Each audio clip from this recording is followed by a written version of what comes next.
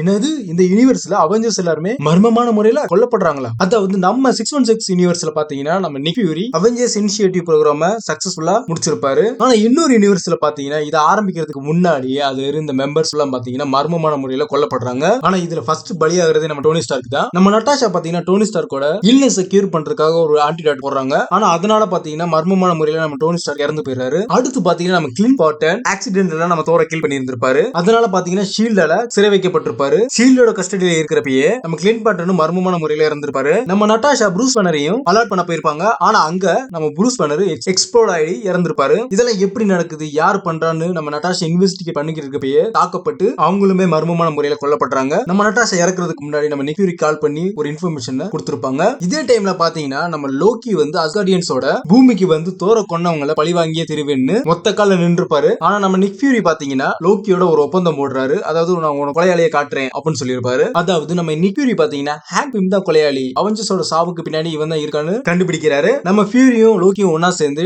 Hank பிம்மை defeat பண்ணி கஸ்டடியில எடுத்துறாங்க. நம்ம Hank இப்படி பண்றதுக்கு ஒரு காரணம் இருக்கு. அது என்னன்னு பாத்தீங்கன்னா அவரோட மகளான ஹோ ஒரு ஷீல்ட் ஏஜென்ட்டா வேலை பார்த்திருப்பா. அதாவது மிஷின்லயே அவரோட உயிரும் போயிருந்திருக்கும். இதனாலதான் நம்ம ஹேங்க் ரிவெஞ்ச் எடுத்திருப்பாரு. அதுக்கடுத்து பாத்தீங்கன்னா நம்ம லோக்கி ஆட்சி செய்யணும்னு பூமியிலேயே தங்கியிருப்பான். நம்ம நிக் ஃபியூரி பாத்தீங்கன்னா பனில உறைஞ்சிருக்க நம்ம ஸ்டீவ் ராஜர்ஸையும் கண்டுபிடிச்சு நம்ம கேப்டன் மார்வலையும் சமன் பண்ணி இருந்திருப்பாரு. இப்படித்தான் ஒவ்வொரு யூனிவர்ஸோட விதியும் நிர்ணயிக்கப்படுது.